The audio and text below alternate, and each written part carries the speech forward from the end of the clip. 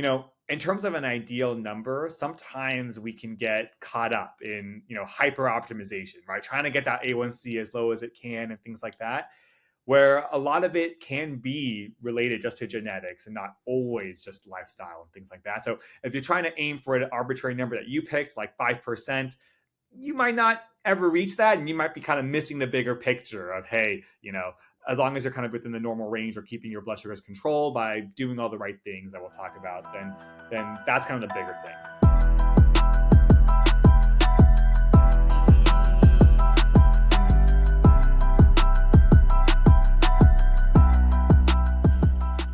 Welcome to Kula, the community for South Asian health.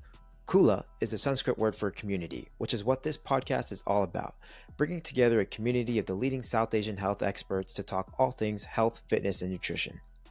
Poor dietary habits and lack of exercise in our community are leading to increased rates of obesity, diabetes, heart disease, and cancer, a negative trend that requires radical change. I'm your host, Krish Nandkeshwar, a health and fitness enthusiast, competitor, and coach motivated to educate and inspire the South Asian community to live healthier and combat disease.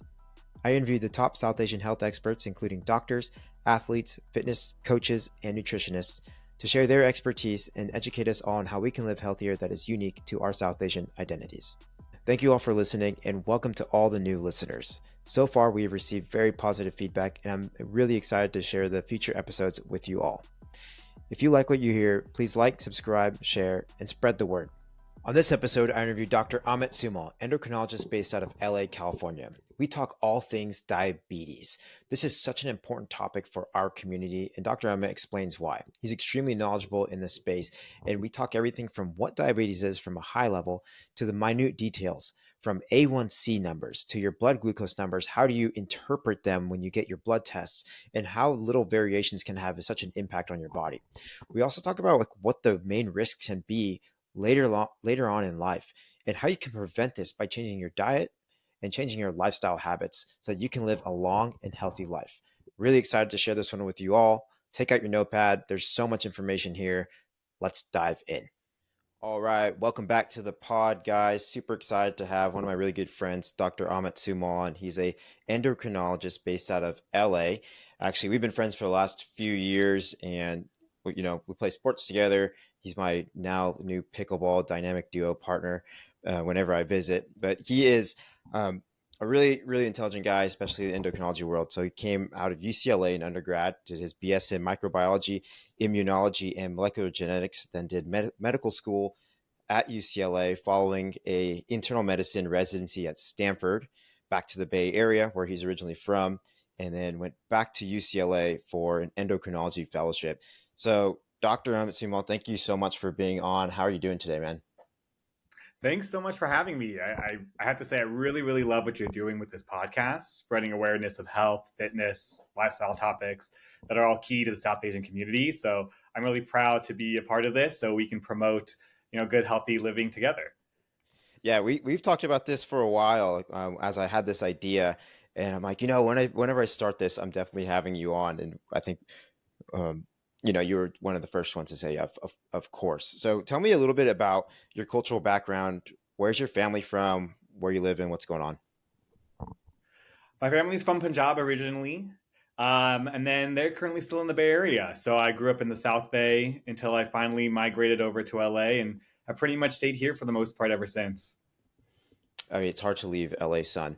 I didn't mention this, but along with being a doctor, you're also a big sports fan, also an athlete, and yourself playing beach volleyball every Sunday. Getting involved in pickleball and just kind of staying active, which I love as you're pursuing a career in endocrinology, but also making sure that you are a role model in yourself, being active, living that active lifestyle. So tell me about what got you. We gotta get each other back on the court sometime to play pickleball soon. I know. It's been a little bit too long now. Tell me what got you into endocrinology. What was your path to becoming a doctor? I feel like everybody has a different reason, and there's a lot of reasons why people become a doctor. And for me, the reason why I specifically picked endocrinology and diabetes is just because it's something that I've seen through my family. So I have personal experience throughout all of this. Diabetes in general really does affect the South Asian community, and it's something that is very treatable, preventable, something that we can really do something about now. And I find it really fulfilling to helping people in my community and my patients. Love that. So let's break this down. Let's jump right into what we want to talk about today. And we're going to focus a lot on diabetes, which we specialize in. So starting from the beginning, and then we'll go deep into this stuff. But what is diabetes? What do we need to know about it? You can reference any studies and statistics that you know.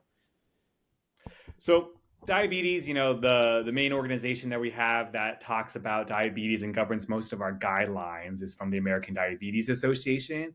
And I kind of like their definition because I think it's pretty simple and easy to grasp. And they define it as a condition where the body's blood glucose or your blood sugar levels are higher than normal, something that we call hyperglycemia. And this results mainly from the body's inability to use or store blood glucose for energy. Okay. Now, percentage wise, is this a rising trend right now with diabetes? I'm pretty confident you're seeing it more and more in South Asians, but just general population, it looks like the numbers are going up there, right? Especially as we have more and more obesity prevalence in America. Unfortunately, we're seeing more and more diabetes. And speaking of South Asians in particular, a lot of the recent data we have is from a couple years ago in 2021. So 38.4 million Americans, or almost 12% of the population, had diabetes. And Wow. almost 1.2 million Americans are diagnosed with diabetes every single year. Diabetes is the 8th leading cause of death in 2021, and I truly expect that Jeez. that number is just unfortunately going to go up and up unless if we really kind of change our habits. Yeah, and habits are the main thing. So we're going to talk like why our fitness is important, why our nutrition is important. But if we're going to dive deep into really what the base level happens at, I guess you'd say like a cellular level. I'm not a doctor. I don't know how to butcher it, but I know there's insulin. I know there's blood glucose going on here. There's type 1, there's type 2, there's gestational diabetes. Can we break this down? Let's starting with what happens at the blood glucose insulin level and then what type of diabetes we have. Totally. Basically, every time that you eat or you get some nutrition, things like that, your body will absorb all of those nutrients and absorb all of that blood sugar. Now, insulin is released from your pancreas and it goes Okay. around your body. And imagine it's kind of like knocking on the doors of your muscles and all your organs that need sugar to survive. And it says, hey, we have some blood sugar kind of running around. We need you to open the door, let the sugar into your muscles and yourself so that you guys can use it for energy and do the things that you need to do. Now, in type 1 diabetes, unfortunately, that means that your pancreas isn't able to make any insulin. So you don't have that guy going around opening the door for the insulin to allow the blood sugar to go into the muscles and things like that. In type 2 diabetes, you are making enough of that insulin, but the problem is that your body's resistant to it. So the example I like to give is that the insulin's kind of knocking on that door, but everyone has their eyes and ears closed and no one's listening to it. No one's opening the door to Okay. let the blood sugar and everything in. So it ends up staying in your blood, and that's what causes all the problems and issues with the diabetes. Gestational diabetes, as you mentioned, is a little bit different. It's something that occurs during pregnancy, especially as you get further along during your pregnancy. Your body just becomes more and more resistant to insulin. And Mm. we really, really want to make sure that your blood sugars are absolutely perfect during pregnancy because it can lead to a lot of issues, especially kind of having, larger babies at birth. Babies born to mothers with gestational diabetes can be at higher risk for developing obesity, higher waist to hip circumferences, especially as they get older. So it's kind of, it all starts from the beginning. Oh, wow. So this actually is really important. So I didn't know that about gestational diabetes, that it can, tailor into the child itself. So that just really, ensures that it's important to be as healthy as possible when you're pregnant, or even beforehand to make sure that that doesn't pass forward, correct? Yeah, that's exactly right. We have a lot of epigenetics, which is kind of a new growing Yeah. field in medicine, which kind of shows that during pregnancy, as your body's growing in gestation as a fetus and growing up to be a baby, the environment that you kind of grow up in can influence what happens throughout the rest of your life. So if you kind of develop in a place, with high blood sugars, things like that, your body will get used to those kinds of things, and then just Mm. kind of leads to increased risk of diabetes, obesity, things like that throughout the rest of your life. Okay. We're going to talk about type 2 diabetes, type 1, type 2, all about the A1C, all that stuff coming up. But to touch on gestational, since we're there right now, is that a lifestyle, if you have it, right? Is that a lifestyle change that you need to do? Is there medication that you need to do? What's usually the best recommendation for that before we get into the rest of the stuff? Typically, all women will be screened for gestational diabetes. It's just kind of as during your process, during your pregnancy, your routine lab tests. You'll be tested around weeks 24 to 28 or so during your second trimester. And if your blood sugars come back elevated, that's when you get diagnosed with gestational diabetes. A lot of people can kind of help control their blood sugar levels with just changing their diet and limiting their amount of carbs alone. Exercise, things like that can help. But unfortunately, for some people, their gestational diabetes can be quite severe to the point where they need to take medications and even insulin. The toughest thing about gestational diabetes is unfortunately that your insulin resistance will get worse and worse the further along that you go throughout pregnancy. So even if Oh, it's okay at weeks 24 to 28, by the time you get closer to delivery, 32, 36 weeks, it might not be as easy to control as it was maybe even the month prior. The interesting thing about gestational diabetes is that the second that you deliver your placenta after you give birth, it's pretty much cured right away. You don't need any insulin. You huh. don't need anything else after that. So it's all related to the insulin resistance in the placenta. And then the big key point is that after you've been diagnosed with gestational diabetes, that does increase your risk of getting type 2 diabetes in the future. So it's always a good idea that you always want to get your blood sugar levels retested about 6 to 12 weeks after you give birth, after you deliver, to make sure that you're not at any increased risk in the future. Awesome. That is great stuff right there. And you just need to focus and consult with your doctor. I mean, this is way beyond my knowledge base with that. But it looks like, if you're pregnant or you're going through this, that you are consulting with your doctor. Make sure that you're checking your diabetes path and your levels. I mean, I kind of sound ignorant talking about this stuff, but we're learning here, and especially with my No, totally. That's what I'm listeners. here for. Yeah.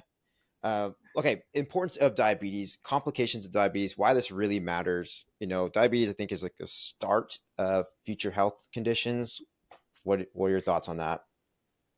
The thing is diabetes is pretty insidious, right? Your blood sugars can be running a little bit high for many, many, many years, and you're not going to notice it at all. It's not until you have years and years and years of high blood sugars that all of this will eventually catch up to you. So it's really easy to turn a blind eye when your doctor tells you that your blood sugars are running high because you feel fine, until, of course, you get one of these complications or your blood sugars run too high. So speaking of some of these complications, the main things that it can affect is your retina in the back of your eye, which you use for vision, can lead to blindness and eye diseases.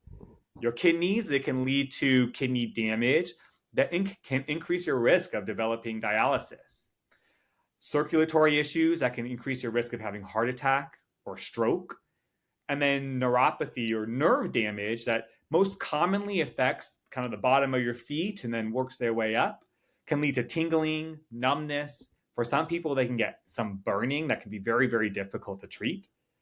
And the main thing that we get concerned about is, especially if you don't have that good feeling in your feet, you don't have that good circulation that's giving the blood cells, your Yeah. immune cells, all the way down to your feet.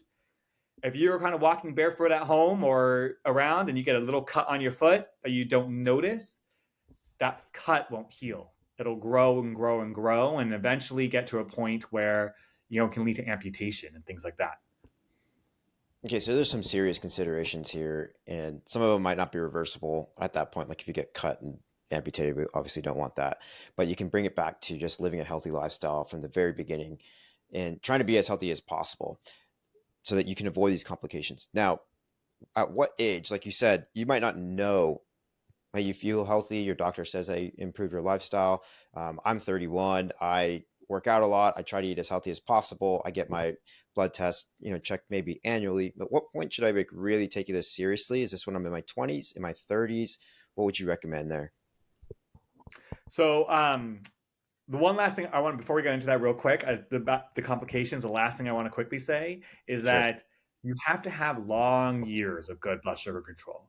okay, in order to prevent your risk of these complications.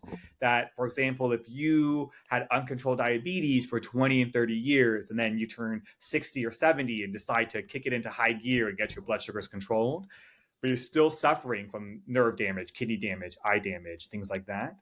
The problem is that your body remembers. It's not going to forget all those years that your blood sugars were running so high. So starting young, starting at our age is kind of the best way. Now, speaking of when to screen people for diabetes, the American Diabetes Association says any adult over 35 should be screened for diabetes. People who have certain risk factors should be screened earlier. So those are people who are overweight. We tend to use BMI in the medical community. It works for the vast majority of people. So if your BMI is over 25, or if you're Asian or South Asian like us, if your BMI is over 23, you should be screened for diabetes. And then especially if you have a risk factor. So that's somebody, a first degree relative with diabetes, being in a high risk ethnicities like South Asians, history of cardiovascular disease, living a sedentary lifestyle with physical inactivity, hypertension or high blood pressure, bad cholesterol, high triglycerides, PCOS, all these other things that are related with diabetes just means you should be screened earlier. Okay. And then how often would you want to be screened? Is this an annual thing generally when you do your blood tests that you're looking at, or is it every 3 years? If you have pre-diabetes, then the recommendation is that you get screened once a year. And we'll kind of go over all those diagnoses and what these terms mean in a moment. But if your A1C is normal, then you really only need to be screened every 3 years, unless if you develop one of these risk factors. I admit that, especially now that we live in a 21st century, 2024, where blood tests and things like that are a lot more easy to get kind of on our fingertips, and we're engaging our doctors a lot more.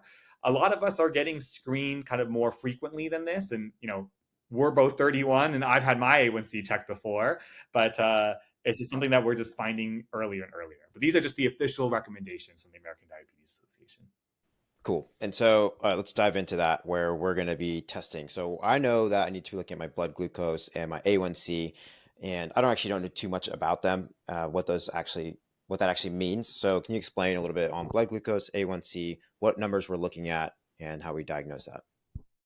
Yeah, totally. Blood sugars are kind of the easiest one to kind of grasp, and it's basically, again, you check your finger to see what your blood sugar is at. You can do it at a doctor's office. You can even kind of do it at home if someone has a glucometer or a way to measure it, like one of your parents or grandparents or things like that. If you have a random blood sugar, so that means at any time during the day that your blood sugar is going over 200, and you have classic symptoms associated with high blood sugar. So those are typically going to be things like blurry vision. Some people will feel very thirsty and be drinking a lot of water, or vice versa, be peeing a lot when their blood sugars are high. That in itself can be a diagnosis of diabetes. Now, another good way to check your blood sugars is fasting. First thing in the morning before you eat anything. Your blood sugar, if it's over 126 twice, okay, then that means you have diabetes. And again, you want to be fasting for at least 8 hours beforehand before doing these tests in order to make sure it's the cleanest, most accurate result. One of the most sensitive ways, meaning that the way that's most likely going to pick up for diabetes, the best test in that sense, is something called a 2-hour oral glucose tolerance test. And I know it's a handful to say, but they basically give you this kind of cola soda that's pretty disgusting to drink at the clinic.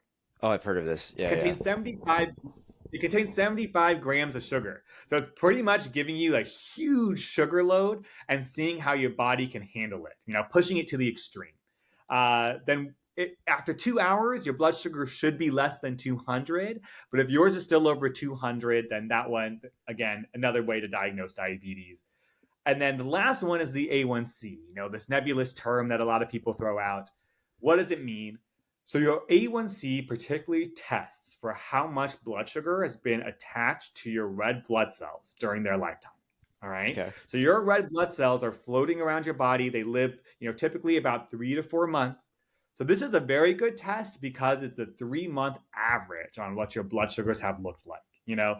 When you go to the dentist and things like that, how you try to brush your teeth a bunch, you floss a ton, you're using mouthwash all the time to try to show your dentist you've been flossing, the entire time.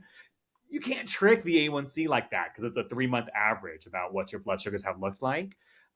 So it's kind of a better test to see what you've been doing, over the past couple months than, a test that's within the moment. Okay, I the A1C is actually funny because I feel like my Christmas parties and just seeing my family now, it's like a competition of how good your A1C is. And it's like, oh, I got my A1C down a little bit from last year, and it's like a new competition. But okay, let's talk about A1C. So there's a number that you hit where you go into pre-diabetic and then you're diabetic. Those numbers are there. And then I have a question on that specifically. Like you have numbers say like 5.6, I believe is free pre-diabetic. But if you're 5.5, what is that? Like that 5.5, you're not pre-diabetic, but now 5.6 you are. But that incremental change, is that a lifestyle change or is that a rounding error that you can say, oh, maybe you just ate something the night before and your numbers are up? Let's break that down at the very like layman's terms there. Totally. So the initial numbers that I just gave you, of course, were for the diagnosis of type 2 diabetes. But pre-diabetes is let's say your numbers aren't totally normal, you kind of fall, but they're not yet diabetes, you fall in a little bit of this gray area, which just means that, hey, you are at risk of developing type 2 diabetes in the future, especially if you continue your habits and lifestyle that you're living now. So again, to define that, that's going to be your finger stick blood sugar that's fasting, okay, between 100 and 125. And then when you drink that cola test, if it's 2 hours afterwards, between 140 and 199, or your A1C is actually between 5.7 and 6.4. So again, you're right. If your number is 5.6 and not 5.7, it's true that you wouldn't necessarily be diagnosed with pre-diabetes. Does it totally mean that you're in the clear? Where do they come up with these numbers? The main thing is that when the American Diabetes Association doctors kind of look at statistical analysis to see kind of at which point start increasing your risk for complications of diabetes, that's when we see an A1C of 6.5 starts increasing your risk of these complications. Your blood sugars are running too high. So that's why the definition for that is diabetes. Pre-diabetes, actually, the cutoff used to be 6%, 6.0. And then they kind of moved the goalpost a little bit back to 5.7% in order to capture kind of a larger population. You're right. A zero point 0.1 difference, in your A1C could be definitely due to errors in the testing. Doesn't probably make a huge specific difference, but at the end of the day, we have to put a line somewhere where this is diabetes, this is pre-diabetes, and based on kind of your increased risk of developing diabetes or these complications, this is why these numbers have been decided. So it's not something that we just picked out of thin air or anything like that. Okay, and you're saying like once we hit 35, we should be testing regularly. If you're pre-diabetic or you're diabetic, something that you want to be checking your A1C. How often do you recommend? Do you check your A1C? Is it every 3 months, once a year? Do you have any recommendations on that? For the most part, a lot of people will have their A1C checked when they go to their primary doctor as kind of their like routine lab. So a lot of you guys may have probably even had your A1C checked already, just like or is getting them, once a year, just based on your routine labs. But again, the main thing is that if you're not at any particular risk, then every 3 years is sufficient. Again, most people get it every year regardless. But definitely, if you have pre-diabetes or you're South Asian, having a higher risk, definitely every year is the best way in order to make sure that you keep an eye on your numbers. Okay, and is there like a A1C target you want, like below 5, or does it matter per person? Is there like something that's, wow, you're really good? Is there anything on that, like a number-based thing I'm a numbers guy, so I'm just trying to, especially when I go to these like family parties, I want to be able to win this competition on my A1C. I think that the main thing with the A1C is that we discussed kind of the ranges of normal, pre-diabetes, diabetes. In terms of an ideal number, sometimes we can get caught up in hyper optimization, right? Trying to get that A1C as low as it can and things like that, where a lot of it can be related just to genetics and not always just lifestyle and things like that. So if you're trying to aim for an arbitrary number that you picked, like 5%, you might not ever reach that, and you might be kind of missing the bigger picture of, hey, as long as you're kind of within the normal range or keeping your blood sugars controlled by doing all the right things that we'll talk about, then that's kind of the bigger thing. The main for diabetes, we do have an ideal number. So again, over 6.5% for your A1C is type 2 diabetes, right? And for diabetics, we want your ideal A1C to be less than 7%. That number can change, especially as you get older, depending on your other diseases and things like that you have. We don't need to be as strict in a 90-year-old, but ideally for most people, we want it less than 7%. Awesome. All right. So I think we have a really good framework of what diabetes is, some of the numbers to look at.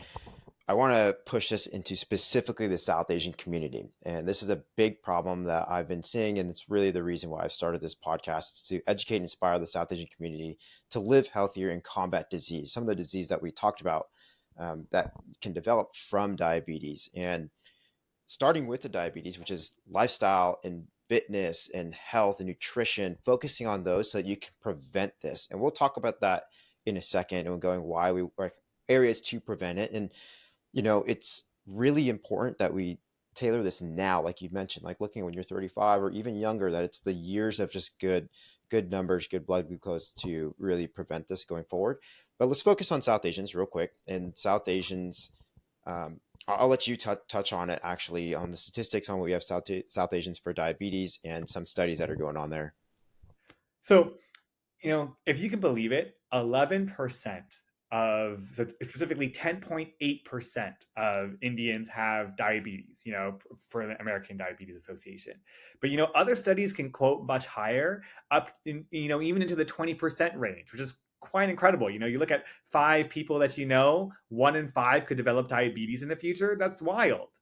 Okay, so if you're looking at that, like, is there a reason why specifically South Asians will have a higher number? 1 in 5 is crazy. That's like one person in your friend group, right? So anything Yeah. that's targeting that? The thing is, coming from South Asian backgrounds, the one thing about our genetics is that we have higher levels of insulin resistance. So again, that means that your insulin's coming around. Again, it's knocking on that door, trying to get those sugar from your blood into your muscles, your heart, your organs that need it. But that door is locked. It's not opening. Okay. And because of that, the sugar stays in your blood, leading to diabetes and other complications that we talked about. So that's one of the major reasons why South Asians are at higher risk for diabetes and prediabetes. And the other one is something that's called lower beta cell function. So beta cells are the specific cells that live in your pancreas, and these are the ones that make insulin. Now, in South Asians, for some reason, we don't make enough of these beta cells. We don't have enough that are making a lot of insulin. So when your body is resistant to insulin, the way that it will normally adapt is to make more insulin to kind of overcome that resistance, to really kind of shove open that door. But unfortunately for us, since our innate insulin function is a little bit lower than other ethnicities, it's kind of harder for us to mount such a response to really force that door open.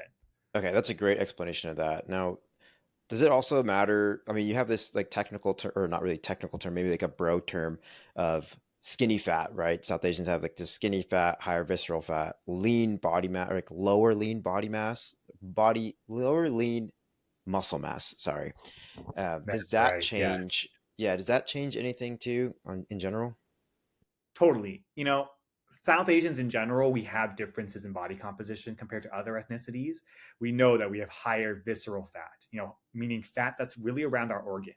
So this isn't going to be like your big beer belly or things like that you see, right? This is going to be a little bit hidden within your body. So you might be super slim, super skinny, think that you're in shape, but you might have much higher levels of fat kind of around your organs. And this is the most dangerous type of fat to have. So, colloquially, we call it skinny fat, but it's all related to these higher levels of visceral fat. Specifically, we have higher levels of fat that tend to go around our liver. And that can lead to a lot of issues, especially, and even your risk of cirrhosis, or that means scarring, or, of your liver, where to the point where it doesn't even work anymore. Okay. And then lastly, as you mentioned, we have lower lean muscle mass compared to other ethnic groups as well, and lean muscle mass, not only is it connected to longevity, but it also can help you lose weight, because lean muscle mass on average is around 12 to 13 calories or so a day for every pound of lean muscle mass that you have. So having lean muscle mass or less lean muscle mass means that we kind of have less calories to burn in a day. So overeating and things like that are more likely going to be shifted over to fats rather than to the muscles and things like that we really need. All right, so just touching on what you just mentioned there with skinny fat and having higher visceral fat, lean body mass, lean muscle mass. Well, you can check this doing an in-body scan or a DEXA scan. You can find these all throughout. You can just look them up online.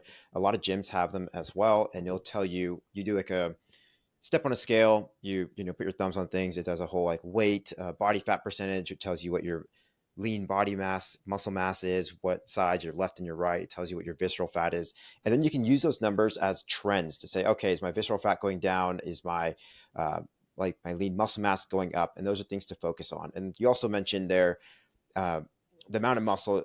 If you have lower muscle mass, you're burning less calories. You want to increase your muscle. This is why strength training is super important for just overall health, because I believe it's like every pound of muscle burns a pound of fat across a week just by having it there and just working. So keep that in mind. And that's really the importance of going into the fitness, the strength training, and just a good nutritional base.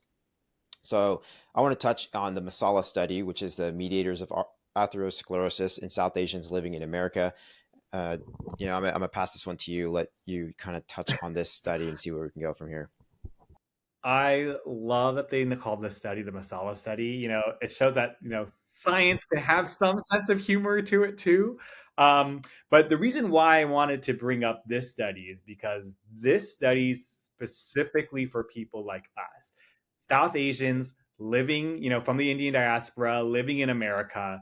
What is specifically our risk for developing diabetes and all of these kind of complications and issues that we talked about? So this study looked at a cohort of US, so American South Asians, between the ages of 40 and 84. Okay. And it initially was launched in 2010. It comprises about 1,164 South Asians living in the Bay Area, where we're from, as well as the greater Chicago area. And to kind of give you some of the stats at the beginning of the study, okay, 26% of people had diabetes already. 32% had pre-diabetes, and 42% had what we call normal glucose tolerance. All right.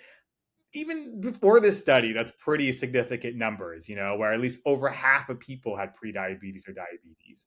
And of course, there was a higher predominance of diabetes in men. Now, what they did is they followed these people for 5 years. So, meaning that they let them do what they normally do, live their normal lives. And they saw that 32% of people, so it's one in three, had a progression of their glycemic tolerance. So, meaning that they either went from normal glucose tolerance to prediabetes, or they went from prediabetes to type 2 diabetes in just 5 years. And the main kind of predictors for this progression that they found were, again, the things that we're talking about: higher percentage of that visceral fat, that liver fat, both the things that us as South Asians are predisposed to. Those were the primary predictors of progressing from normal glucose tolerance to pre-diabetes or even to diabetes. Okay, and great study talking about it. I mean, it just reiterates our point. But what do we do about it? Like, what can we do about this in terms of diet, maybe specific to South Asians, some recommendations that you have? Let's dive into that. I mean, we all have grown up with this, and we see that in our diets, South Asians particularly. It's very low protein, high in carbohydrates. Particularly high in simple carbs. Your rice, your rotis, chapatis, naan, things like that. And having these high amounts of simple carbohydrates is going to predispose you to developing more visceral fat and diabetes in the future. So, one thing that I like to recommend to a lot of my patients, because I'm, especially a visual type of person, is something that we call the plate method. So, when you have your plate of food, to cut it in half. So, half of it should be primarily vegetables, okay? And then a quarter of it should be proteins, and really a quarter of it should be carbs. Unfortunately, in our kind of types of diets, it's typically, carbs, things like rice and whatever it is, and the other half being, our curry or subjis or whatever we're having. So really cutting down those carbs to about, a quarter of your plate is definitely kind of a good first step. Okay, so this is actually what I program as well, very similar, and it's something called the zone diet, which I preach a lot about. And You know, vegetables are considered carbs, but you have like your unfavorable carbs and your favorable carbs. Your favorable carbs would be things that are low in the glycemic index, which we'll talk about, and higher fiber. So that would be your vegetables. And then you'd want that to be the majority of your plate. You're saying half your plate. So I say at least half your plate, maybe even more.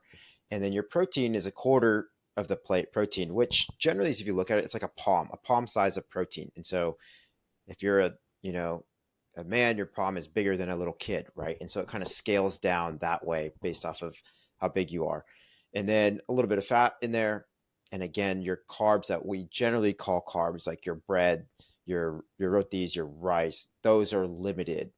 And so I like this thing because it does line up with very similar to the zone diet. Now, I mentioned the glycemic index. What does that mean? Can you touch on glycemic index and how that affects our blood glucose and insulin response? Glycemic index, to put it in simple terms, is that foods that have a higher glycemic index are ones that are going to spike your blood sugars more. All right. So basically, and the main thing to kind of the reason why the glycemic index is so important is that insulin is actually released in your body in kind of two different phases. All right. So you have your initial first phase of insulin, which is that initial spike that you get. All right. So that, let's say you had, some Jolly Ranchers, Starburst, some Snickers or something like that, makes your blood sugars jump up really high. So this first phase of insulin, it will blunt that. So it doesn't, spike up to 300 or something like that. Then think of your second phase of insulin as something kind of like, a snowball that's going down the mountain. So it starts off slow and then it will eventually kind of pick up speed until it kind of mops up everything that's the rest, right? Now, the problem is, especially if you're pre-diabetic, diabetic, the first thing that you're going to lose is this first phase of insulin, this initial spike to temper this blood sugar spike that you're going to get. So the problem is that if your blood sugar ends up spiking now, a lot higher after you eat to the 200s, that it wasn't even doing before, you're relying on your second phase of insulin. Again, this kind of big snowball effect in order to mop it up. Now that can be dangerous because this, builds a lot of momentum. It'll see that your blood sugars are high. It'll make a really, really big snowball that's running down the mountain. And then the second that your blood sugars start to drop, the insulin starts taking effect, you can't get rid of this snowball and all this insulin. It doesn't just disappear. So then your body will freak out, stop making insulin, and it takes time for the snowball to kind of go away, but you've already created all of this at this point.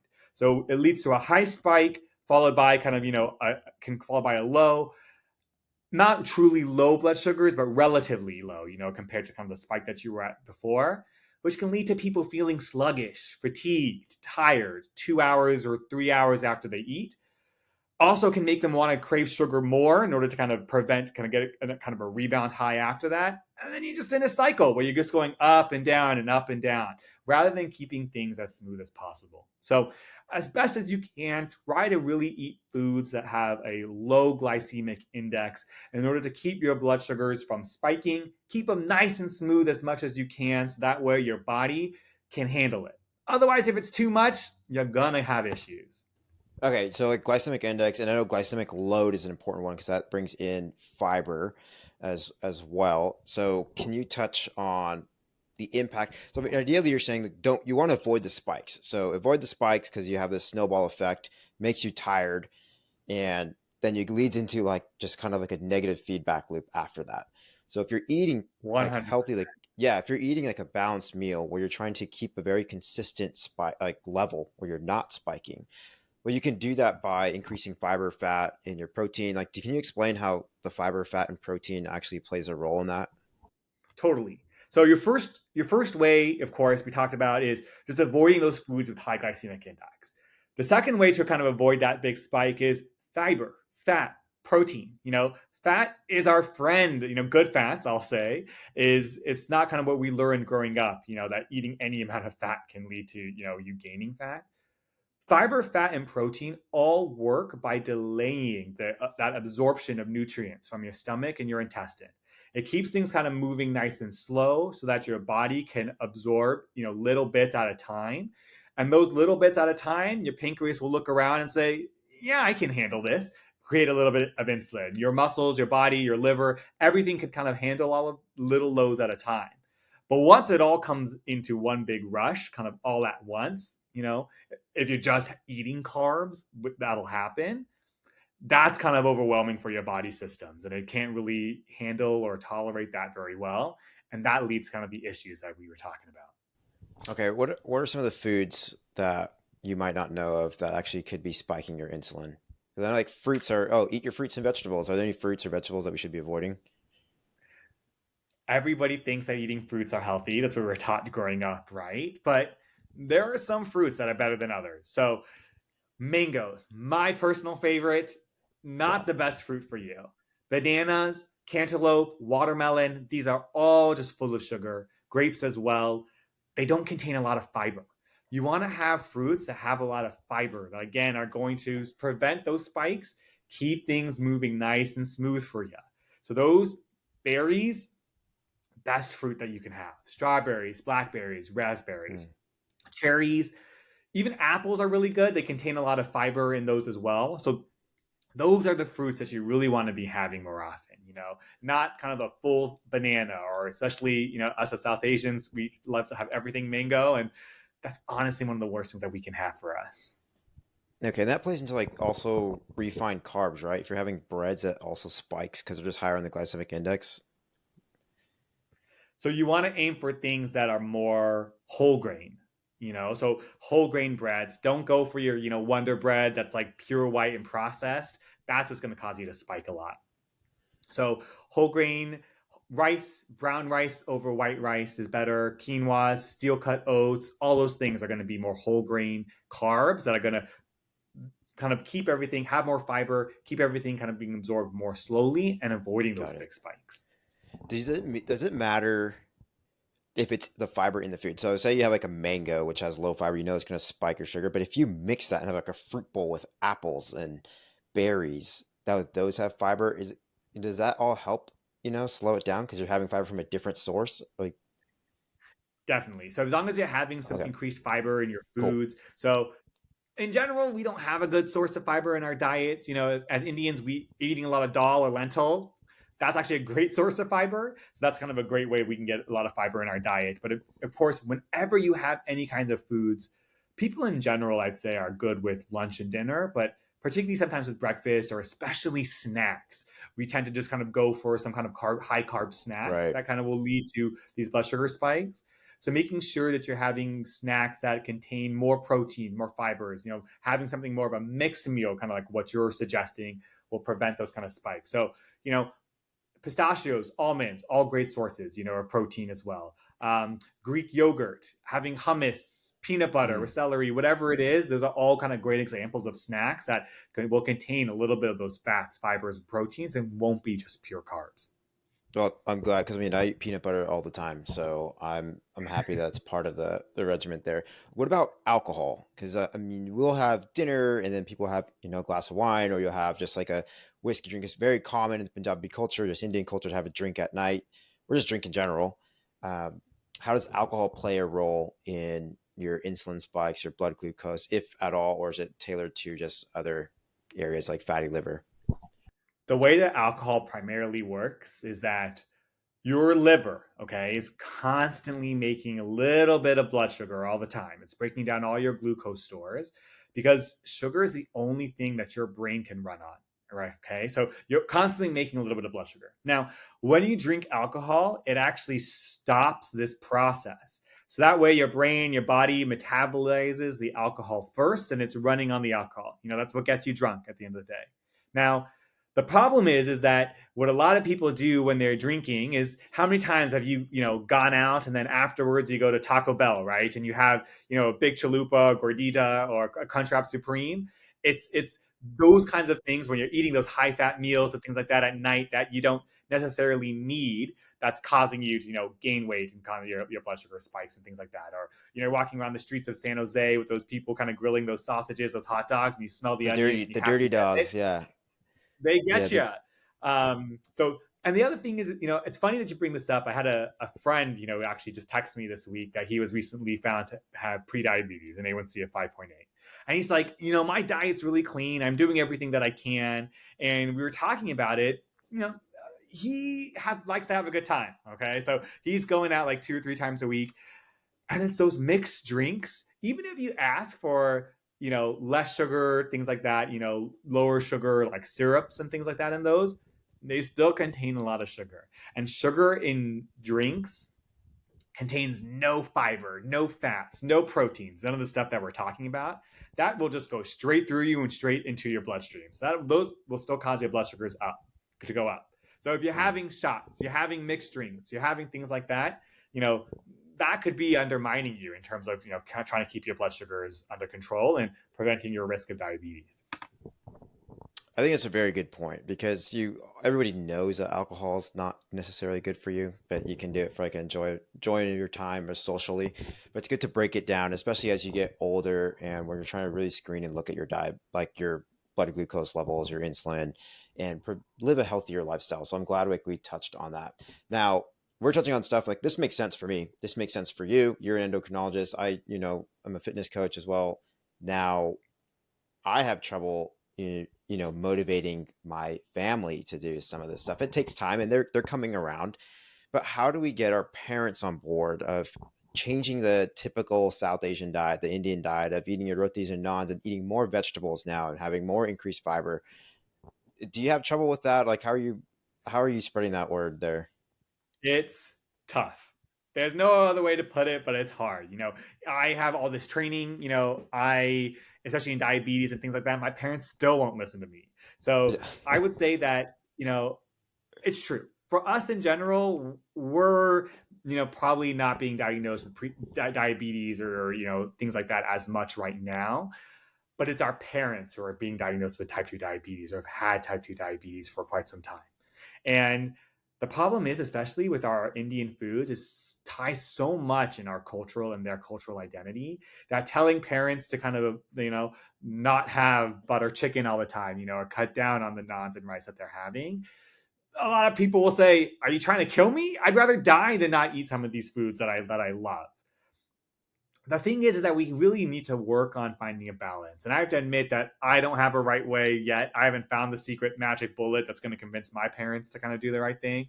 But, uh, you know, trying to talk with them and see, like, yes, things like dal, lentils, great sources of fibers. That's very good, healthy, has good proteins and things like that as well. So maybe we start incorporating more dal in our diet, or especially a lot of the subgis and curries that we have are just pure carbs and doesn't have a good protein source. So maybe adding a little bit of beans, which beans do have a good protein, but also can be a lot of carbs, or other things like that. If you want to add tofu, whatever it is, just things that have more protein in your diet.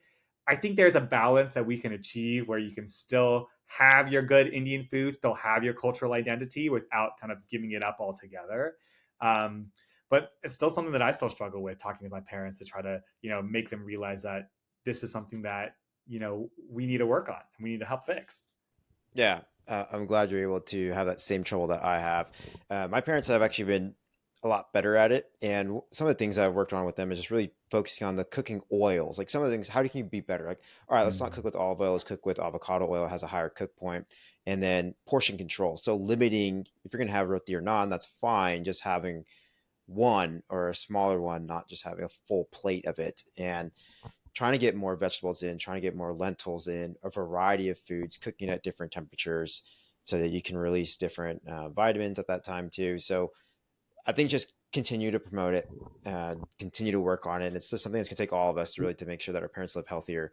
And then it starts with our generation as well, so that we can live healthier and carry that on for our lives and then our future generations as well. So this is all on the diet standpoint. Do you have any recommendations on the exercise standpoint or physical activity? Typically, we recommend at least 150 minutes, especially of aerobic exercise a week. So that's going to be 30 minutes over 5 times a day. This is going to be something that gets your heart beating. Sorry. You're not, being able to talk or have a conversation like we're having now with this kind of exercise. Okay. So you do have to kind of push yourself. And then weight training or resistance exercises at least 3 times a week. You don't have to go right at the gym right at the time, bench press those like heavy weights or things like that. If you start off small and build up, even with body weight exercises, and get yourself, to incorporating weight exercise or whatever it is, that's perfect. What I like to tell a lot of people, my friends, patients, and things like that too, is that you don't have, this is not like you have to run a sprint every day or kind of run a marathon, do something crazy every single day. If you had a long day at work and you're only able to maybe put in 20% of yourself into your workout, 20% going to the gym and doing 20% is better than doing zero, right? So anything that you can do in order to kind of keep yourself active, that's going to be kind of another thing that will definitely help you throughout life, even beyond diabetes. Okay, that's great. I'm gonna second that right now. So as a coach, some of the things I focus on is yes, getting your movement. So if you're saying 150 minutes of aerobic intensity a week, so 5 times 30, right? And getting your heart rate going. So what that means is within the first 5 minutes, you want to get to a point where you're breathing, you're a little bit out of breath, and you're starting to break that sweat. And now you just hold that for the whole 30 minutes. That's a great way to know that you're in aerobic zone. If you are gassed and you're sprinting, that's an anaerobic style. And that's good throughout the week, but you don't need to be doing that for 150 minutes. So just make sure you understand the aerobic part. Now, walking is on the lower end. So if you're going to be walking, which is also great, you're going to have to do that for a little bit longer because you're not getting your heart rate up as much. And to increase that, you can do rucks where you add like a weighted vest. You can have like ankle weights on, or you can go on a light jog. If you can't jog because you have knee pain or hip pain, that's fine. You can just hop on the bikes, recumbent bikes. You can hop on rowers, assault bikes. You can swim. There's a lot of ways to get your aerobic up, and that's great. Now with the strength training part, yes, 3 times minimum a week is a great start, and you're focusing on pressing, you're focusing on pulling, squatting. You're trying to use your functional movements there so that you're building muscle. And if you're looking at rep range, really you're going into a point of at least like, no more than like 15 reps, I would say. And it really depends on what your goals are. But at least as long as you are pushing yourself where you feel like you're lifting moderate weight to heavier weight, you're going to be seeing improvements. And this helps you grow that muscle mass, that helps you increase your lean body muscle mass to help out with the diabetes that circles us all back. So good touch on that. Now, let's touch a little bit on what you do specifically on active, because I know you play volleyball. Like, how are you living your lifestyle to really just be a role model on that? So I think it's tough for a lot of us because as South Asians, exercise, physical activity wasn't necessarily promoted for a lot of us kind of growing up, and even within our parents, our grandparents' generations as well, that in general, just South Asians live higher sedentary lives. So I'm really glad to kind of see what you're doing, breaking that mold, really encouraging South Asians and our diaspora to really engage physical fitness. Me personally, yeah, I love playing volleyball every Sundays. We've been trying to get into the pickleball scene, going to the gym and things like that too. Like I do my mix: aerobic exercises, running, playing sports. I think is a great way to stay active without kind of having to think about it all the time. And then, especially for us, mainly more maybe type A personalities, that competitive edge will kind of push you a little bit more too. And then, of course, doing your resistance exercises too, lifting weights, things like that. Because as we discussed, lean muscle mass is the key to longevity, key to a lot of good things in your life. So it's an important thing to not ignore. Okay, I mean, I'm a huge proponent on this, so I love that we're in agreement. Um, Tailoring back to diabetes, there's this diabetes prevention program. There's a whole study on that. I want you to kind of touch on that because I know it's like the mother study of everything going on there. So can you elaborate on that? It is the seminal study for prediabetes. So meaning that it's the leading one in the field. So the diabetes prevention program was basically a study that was run between 1998 and 2001, looking at people who had prediabetes, meaning high risk for developing type 2 diabetes. They were all overweight as well.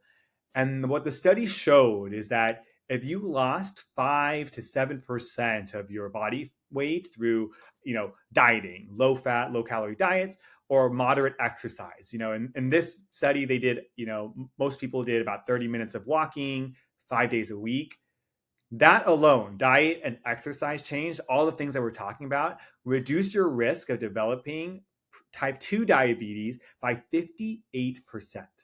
Okay. That was more than the medication arm of the study. Of course, much higher than placebo, meaning people continue their life. So it just really goes to show that diet, exercise, if I could write a prescription for that for all my patients, that would that's what's going to help them the most, rather than kind of medications and things like that.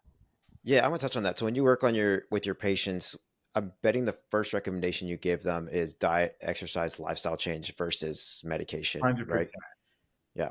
Yes, Okay. definitely. I mean, of course, if you are, much higher risk and things like that, you might need a little bit of both. You definitely need some help with medication and things like that. But for the most part, I always try to give my patients their shot. Try diet, try exercise, things like that, as long as it's safe for you, Okay. in order to see if we can really get your A1C down or keep it under control and nice and steady. Because again, that's the best way that we have in order to prevent that progression to diabetes.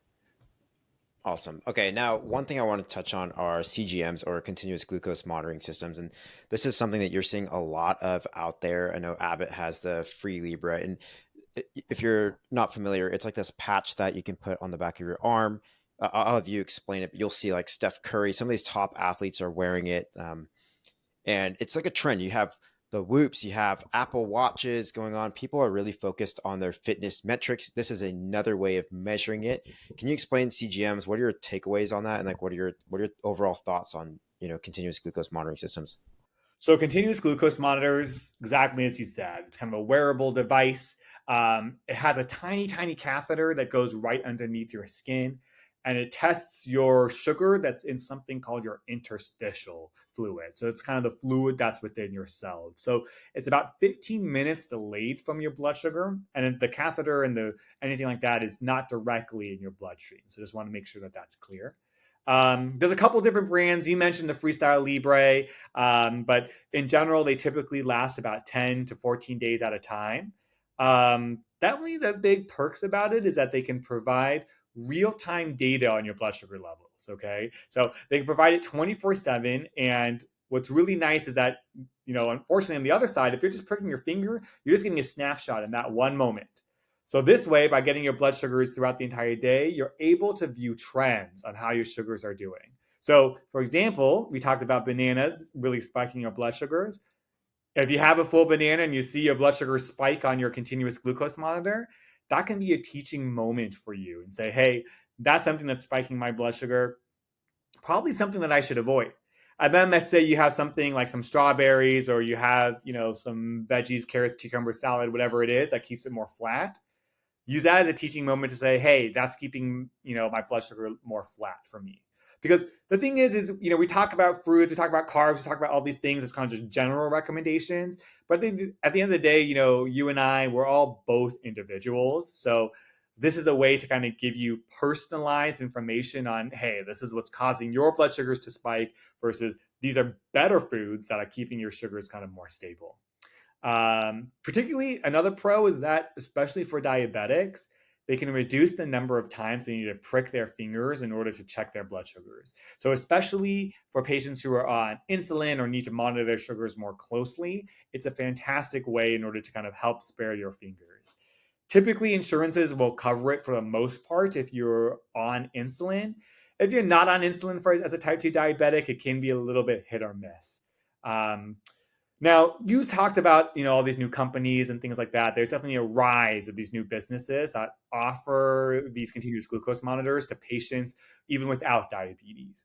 And, in a way, I can say that that's very helpful, because you can use it to see what certain foods will cause spikes to your blood sugars.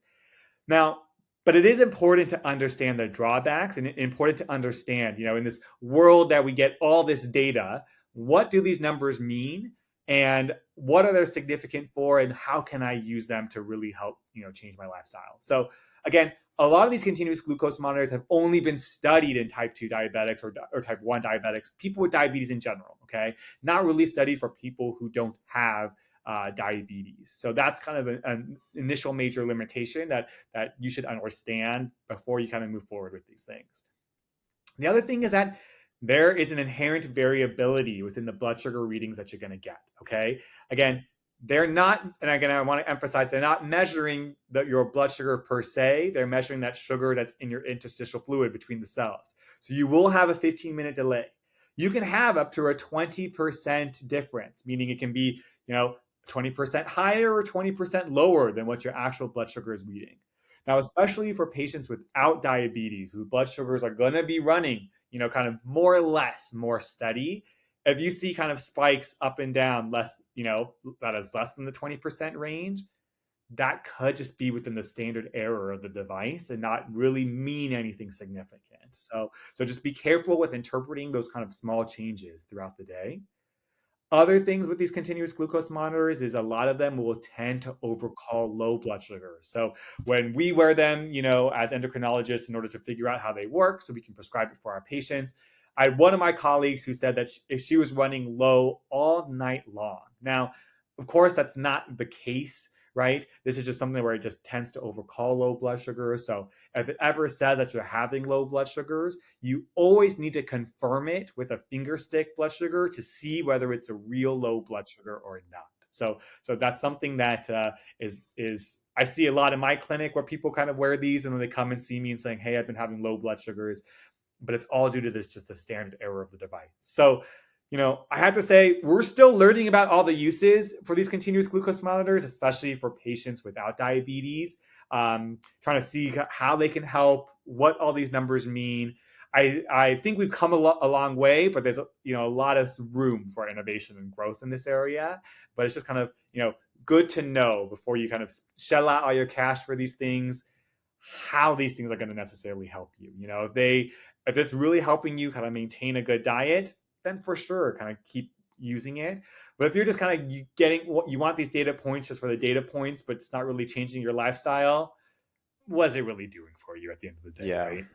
No, it's very fair. I think the key point there is the 20% variability too in some of the data. And it's a trend. There's a lot of these technologies coming up, which is awesome. I think it's great that we are looking deep into our health and trying to get a window into our body, but just be mindful of the accuracy of this as well, and really what the purposes that you're using. I'm gonna throw one out of left field that you are. I'm not sure if you're familiar, but there's all this non-invasive glucose monitoring that's coming out or that's being studied. It's not really out there yet, but I know Apple's been investing in it as well. Do you have any thoughts on the accuracy on that, or do you know anything about non-invasive? We'll see when the studies come out. Ultimately, we'll see when, once studies come out, they publish their data. We'll take a look to see its accuracy because gold standard, right, to check your blood sugar, of course, is a finger stick. So once Right. they publish their data, then we can take a look at it and see kind of how accurate it is over kind of large populations. But it'd be pretty amazing if we could get some technology where we wouldn't have to prick our fingers or, even stick something in our bodies. It could just be a Yeah. wearable device. That would be pretty amazing. Yeah. Who knows? So We'll see what the excited to see what we future. have in the future, but I'd say the Yeah. jury's still out. We'll see. Yeah, I mean, I'm all about it. I love all my monitoring stuff, and I try them out. But I want to thank you so much for giving us this insight. We talked diabetes, what it is, like what the impact is on our body, what numbers we should be looking at. We talked about how important that is in the South Asian culture and why, and then how we can focus on some of our dietary and our lifestyle habits. And just you're being a great role model for it right now as you're studying, you're focusing on this, you're learning more day in, day out, you're putting in a lot of work, but also you live a very balanced lifestyle. And I've experienced it with you in LA. And, I want people to realize that you can do it all. You can study hard, you can have a good career, and you can also be active. You can enjoy time socially, you can eat well, but you have to have that balance in your life. Before we end, is there anything that you want to end with any message or anything you want to end with? I think we covered a lot today, and I just want to say thank you so much for having me. Hopefully, people can use the information that we talked about in order to, gain just a little bit more information. Unfortunately, we live in a world where there's a lot of misinformation about out there. People can do a little TikTok dance and say whatever they want. So hopefully, Yeah. this will kind of guide you in a little bit of a better direction. Yeah, no, it was great. Super informative. I know the listeners are going to love this. So thank you so much, Dr. Amit, and we'll stay in touch. Talk soon. Sounds good. See you later.